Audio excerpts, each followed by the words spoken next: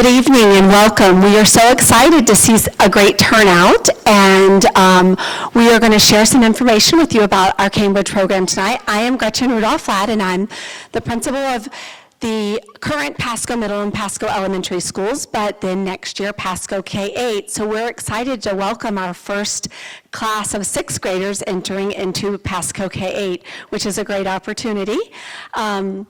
I'm going to turn it over at this time to Miss Jenny Borders, and then also introduce you to Miss Lisa Beth Shoemaker. She is one of your assistant principals as well, and Miss Borders is our Cambridge coordinator.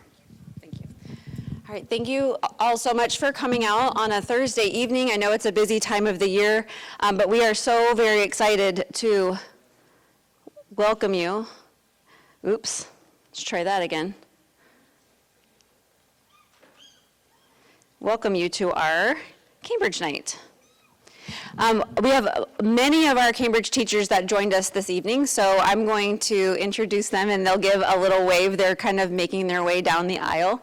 I'm Jenny Borders, like I said, I'm the Cambridge Magnet Coordinator here at Pasco Middle School.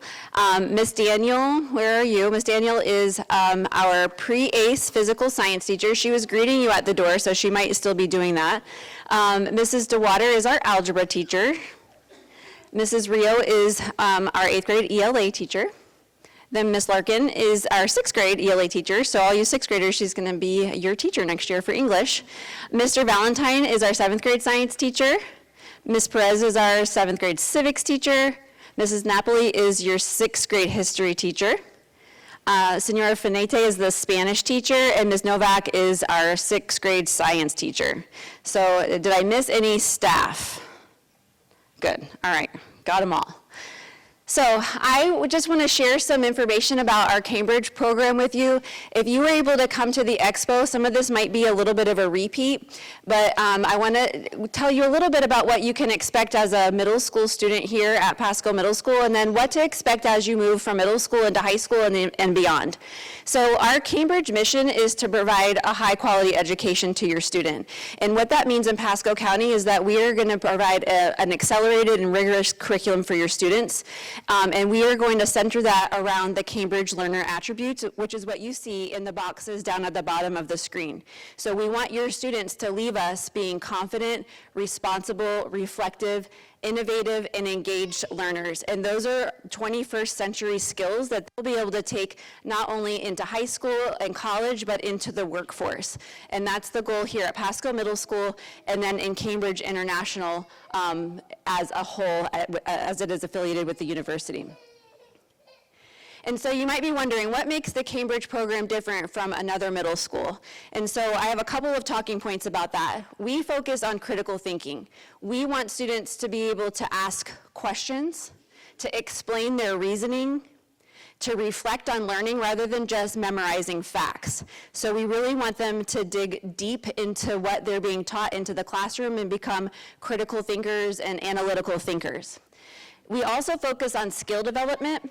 And our teachers are excellent and they're experts in being able to develop that in students. Many of our 6th grade teachers were former elementary school teachers, so they are able to bridge the gap from 5th grade to 6th grade like champions. So they understand what it's like to work in an elementary school and to work with elementary school students, and then they're able to help them develop into responsible middle schoolers.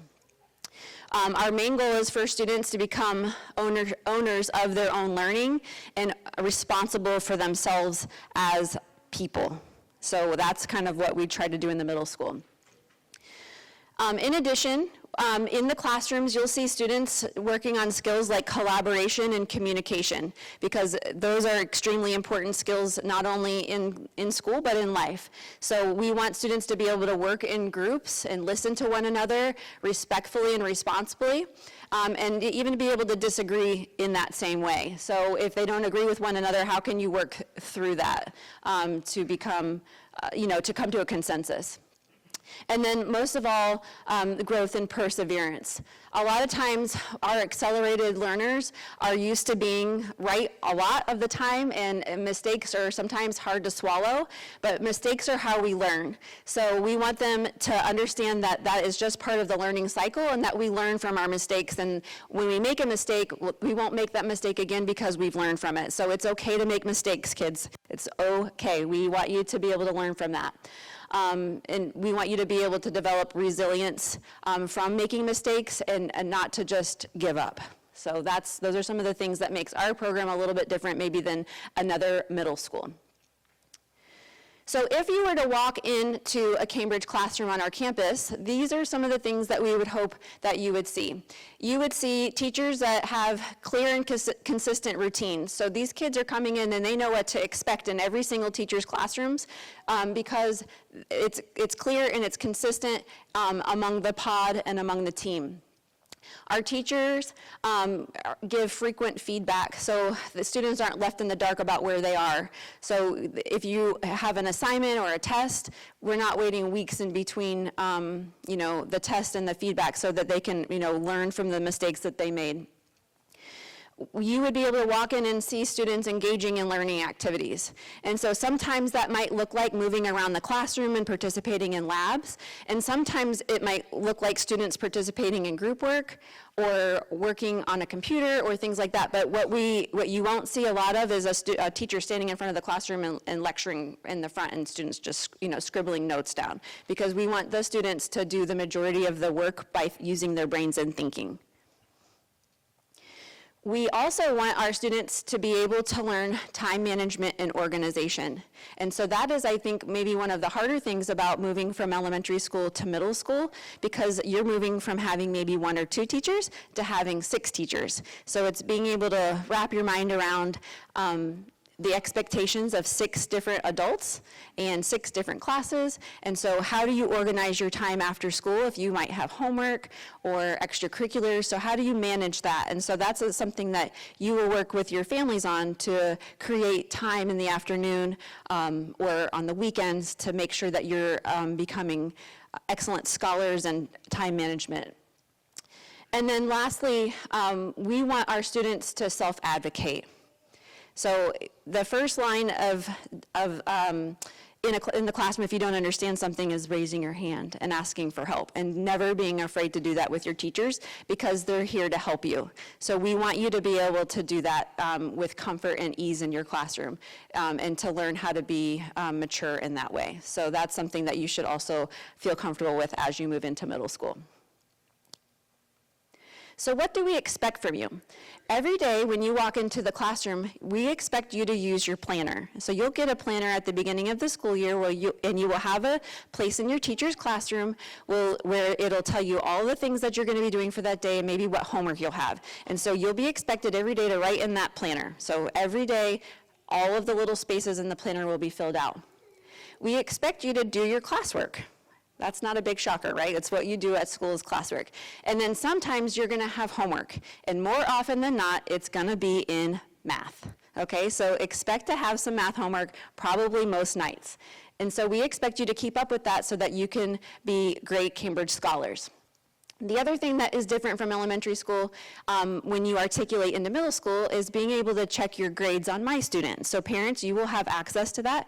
And students, you can go into your My Student every single day and see how you're doing in your classes, so that when it comes to be progress report time or report card time, it's not like a big surprise.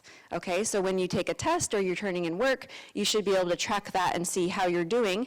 And if you don't like the way it looks, then you become an advocate for yourself and you ask your teacher, what could I do better in order to earn a better grade? Or I'm not doing well when I take tests. Can you help me think of some ways to study so that I can earn better grades on these tests?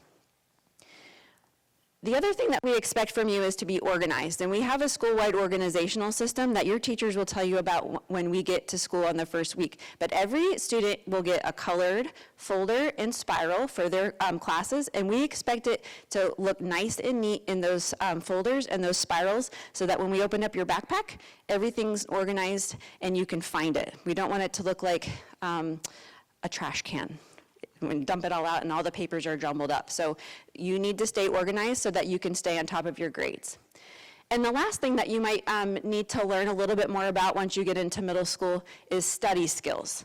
So sometimes our accelerated learners don't have to study because things come easy to them. But once you become an accelerated student, it might be time for you to really buckle down and get on top of your study skills. So that might be something, like I said earlier, with your time management, you might carve out a little bit of time each day to look back through your notes and to rethink about what you did in class so that you can stay on top of your studying. And then families, the way that you can help support us are by establishing routines with your students, encouraging them to be independent so that you're not having to continually remind them to do things because it will get old, believe me. Having open communication between you, the school, and the teachers, and then helping them focus on growth and resilience. Especially, I know in our population of Cambridge learners, sometimes kids who are highly intelligent are perfectionists, and so we just have to continue to tell them it's okay to make mistakes. Okay, so looking ahead, we're going to talk a little bit about, like, as you move into 7th and 8th grade, once our students move into 7th grade, they can begin to take high school courses, and this is kind of what I was telling you about when we had the Pasco Pathways Expo, or when I came out to talk to you guys in your elementary schools. So you can begin to take high school courses when you're a 7th grader, and by the time you're an 8th grader, 3 of your 4 core content classes are going to be high school credit earning courses. So that's kind of a big deal. You're going to be ahead of some of the kids in other middle schools around the county. And in fact, if you look over on the right-hand side of the screen, on the course card, there are 10 different options that you have to earn high school credits by the time that you leave middle school. We added some new ones this year in some of our elective areas. So that is really almost 2 years of high school that you could potentially earn by the time you leave middle school. So it's just the way that you plan things out. And so we can, as we move into the different grades, we can talk about how to maximize those high school credits. Because when you go to high school, our goal in the Cambridge program is to earn the ACE diploma, and that's what's going to get you the Florida Bright Future Scholarship. And so sometimes it's hard to think 7 years ahead into the future, but the main goal of the Cambridge diploma is to earn the 100% tuition paid scholarship called Florida Bright Futures. It's the Florida Academic Scholars Scholarship. And you earn that by passing 7 of the Cambridge courses when you get to high school. And there's no ACT, SAT, or GPA requirement for that. The only thing you have to do is 100 hours of community service, and you have 4 years to do it. And then you can pick any school in Florida to go to for 100% free. And it's not a fairy tale, it's true. And I'm going to invite a student who earned an ACE diploma up to talk to you about that right now. And he was a student here at Pasco Middle School, and he's going to tell you about how his Cambridge started in 6th grade, and it's helped him all the way through high school to earn the Florida Academic Scholarship and his ACE diploma. This is Jackson. He's a senior at Pasco High School. He has a 4.7 GPA. Let's give him a little clap for that. He has earned 42 college credits as a senior, and he's a member of the National Honor Society, the Science National Honor Society, and he also plays sports. So you can do all of the things and be a Cambridge Scholar. So he's going to tell you a little bit about what it's like to be a student in the program. Hi, I know my mom already introduced me, Jackson. But being in Cambridge in middle school definitely prepared me for high school. You guys are all making the right decision, you know? So it taught me, first off, how to be a good student, learning how to study, learning how to take notes successfully, you know, not just writing it down, but making connections and actually listening to what your teacher has to say instead of just like kind of not, which sometimes that happens to all of us. But and then it also allowed me to take rigorous classes. These classes weren't easy.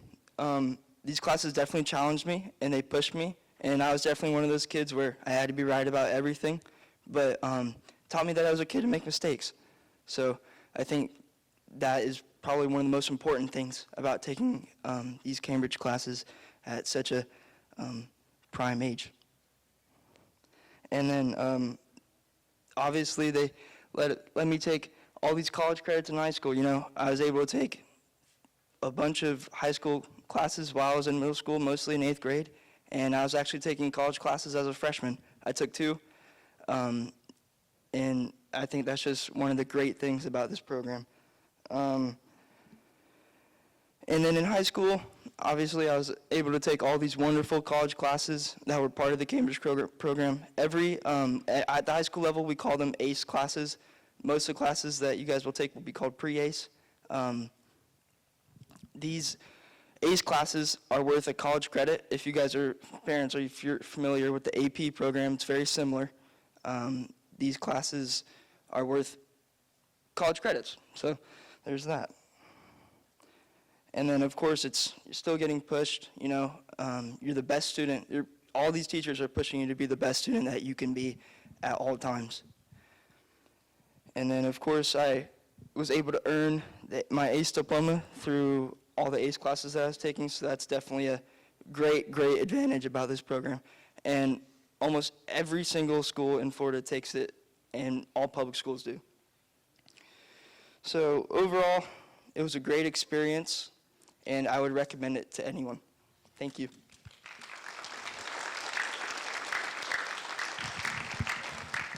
I wasn't going to tell him that you were my son. Oh. I was just going to let it. I begged some high school kid to come talk tonight. But there are many students in the graduating class this year that earn the ACE diploma. So it's not just a handful of kids every year. I think the statistics are that the state of Florida has given away over $14 million in scholarship money over the last, I think, 10 years is what I heard the last time our high school came down here and spoke to our kids. So it really is a wonderful program. I wouldn't be standing here talking to you about it if I didn't believe in it. And what Jackson said about our teachers really pushing the kids and wanting the best for them is absolutely 100% true. They are amazing, and I can testify to that as a colleague of theirs and as a parent of a student. So, now for the fun. If you haven't already looked at your course cards, this is really important for us to be able to get back so that we can schedule your student into their elective courses. The most important thing is the name on the top left corner of the course card, along with the student number, legibly written, please, because sometimes if you're not in our system yet, it's just we need to make sure we can read it. But that's the most important thing. And then the grade is the grade that you're going to be entering. So if you're in 5th grade, you will write 6th grade down on that line. There are a ton of different pathways that your child can choose from when they enter middle school. Every student in 6th grade has to take a class called health. So that's just something that everybody's going to have to take. So if you don't see it on the card and you end up with it on your schedule, you can't change it. It's a statute. You have to take it. But there's a bunch of different pathways on the top row of your course card. So we've got things like art and digital design, and there's a music pathway, a musical theater pathway. We have a Spanish pathway, an agriculture pathway. So there's a lot of different things for you to choose from.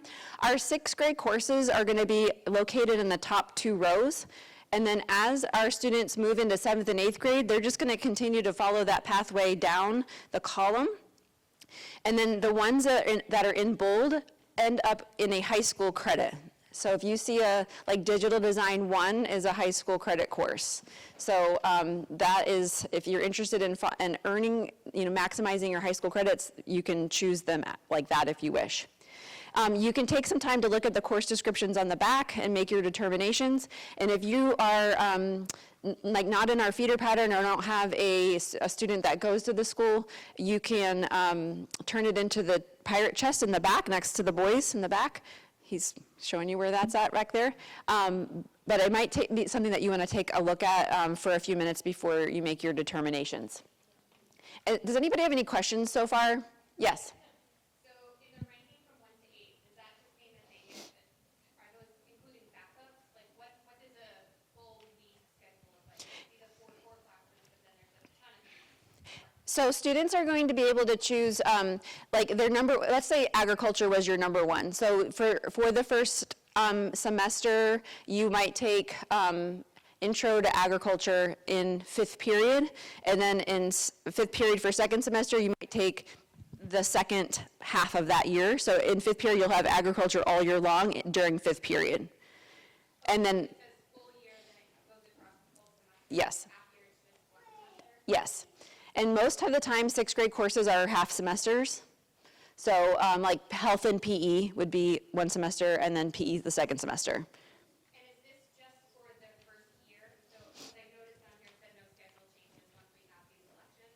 Yes. For this first year, Yes. get a new course card for the next year. That's absolutely right. Yes, at the end of next year, we will come around again with these same course cards to complete them again. Yes, and yes.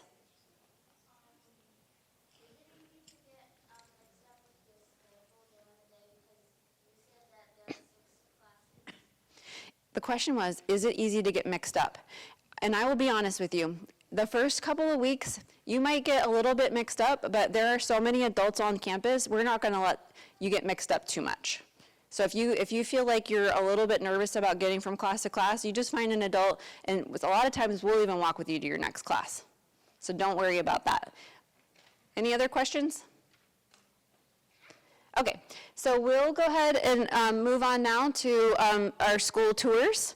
I have some wonderful 8th graders who volunteered to come back tonight to take you on some school tours. And then I also have some spirit wear in the back, and I'm gonna see if it's on RICOR. If not, we can accept cash or check at this point. But if you're interested in that, I will set up my computer in the back for spirit wear sales. But let's see, if Herlinda and Tomas, or however you want to break it up, if you guys want to head towards the door, I'm going to send groups to you. And let's send maybe 1 or 2 8th graders with a group of families, okay? So if we want to take maybe these first 2 rows, and then we'll send you guys off with an 8th grader, the first 2 rows. They're going to give you a school tour.